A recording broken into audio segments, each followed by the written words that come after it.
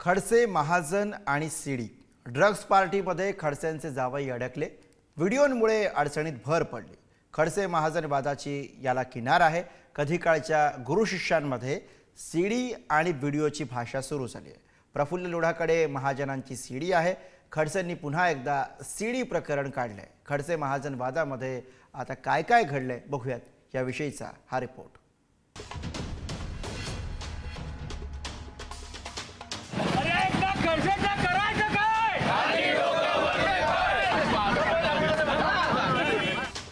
Drugs party प्रकरणात एकनाथ खडसेंचे जावई प्रांजल खेवलकर हे पुरते अडकलेत। या कारवाईवरून थेट मंत्री गिरीश महाजनांकडे बोट दाखवलं जात आहे।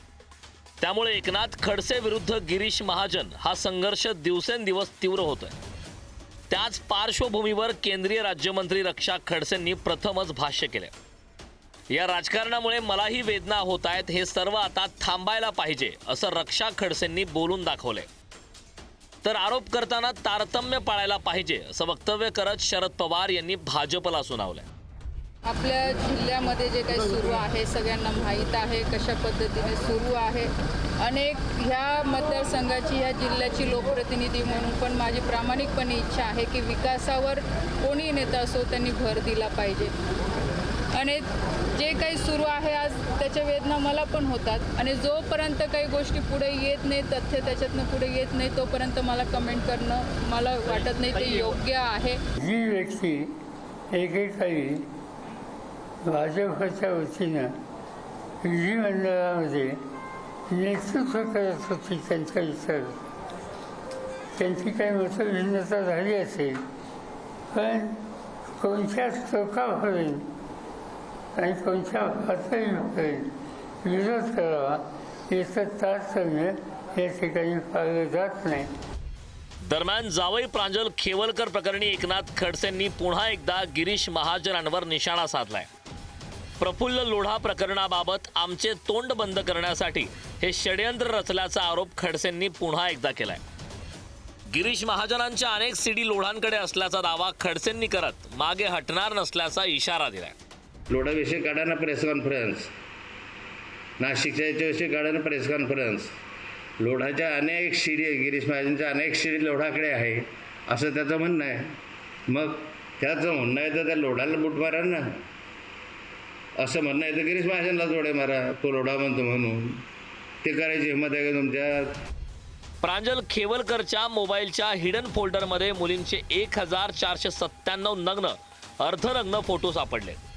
खेवलकरच्या या काळ्या कारनाम्यांचा पर्दाफाश राज्य महिला आयोगाच्या अध्यक्षा रुपाली चाकणकरांनी केला। मात्र तपास पोलीस नव्हे तर रुपाली चाकणकर करत असल्याची टीका एकनाथ खडसेंनी केली होती। त्यामुळे रुपाली चाकणकरांच्या समर्थनात रावेरमधील भाजपचे कार्यकर्ते मैदानात उतरले। या भाजप कार्यकर्त्यांनी एकनाथ खडसे यांचा जोरदार निषेध केला। रुपाली चाकणकरांनी जे आरोप आता लावलेले आहे ते आरोप अशा रीतीनं लावले आहे की जसं काही पोलिसांची चौकशी रुपालीताईच करताय। म्हणजे रुपालीताई आता पोलीस अधिकारी झालेले आहेत, त्याच चौकशी अधिकारी करतायत, तपास अधिकारी त्याच अशी माहिती देत आहेत। वास्तविक जी त्यांनी माहिती दिली ते पोलिसांनी द्यायला पाहिजे। पोलिसांनी रितसर गुन्हा दाखल करून सांगावं। असं नाही वारंवार असू शकतात, माझ्या तुमचे अनेक फोटो असू शकतात, ते माझं प्रायव्हेट लाईफ आहे। गुन्हा जोपर्यंत माझ्यावर दाखल होत नाही, जोपर्यंत माझ्याविषयी तक्रार दाखल होत नाही, तोपर्यंत रुपालीताईला असं का पोलिसांना याच्यावर बोलण्याचा अधिकार नाही आहे। मला तर एका भाजपच्या पदाधिकाऱ्यांनी विचारलं रावेरच्या, कारण कशासाठी केलं रे आंदोलन? म्हणजे भाऊ मला काही माहीत, चांगला पदाधिकारी बरं तो ना, मला अजून काही माहीत नाही, भाऊ भरून आदेशाला केलं। अरे काय माणसं आहे तुम्हाला मी मोठं केलं। दुःख वाटतं की या जैरी पिल्लावड जी आहे, या विषारी पिल्लांना मी मोठं केल्याचं मला दुःख वाटतं। जळगावच्या राजकारणात एकनाथ खडसे आणि गिरीश महाजन हे कधी काळी गुरु शिष्य ओळखले जायचे। आता या दोघा नेत्यांमधून विस्तवही जात नाहीये। दिवसेंदिवस खडसे विरुद्ध महाजन हा वाद इतका तीव्र होत चाललाय की तो कौटुंबिक पातळीवर येऊन ठेपलाय। त्यामुळे भविष्यात आणखी काय काय होणार हा प्रश्न उपस्थित होतोय। भूषण चिंचोरे, पुढारी न्यूज, जळगाव।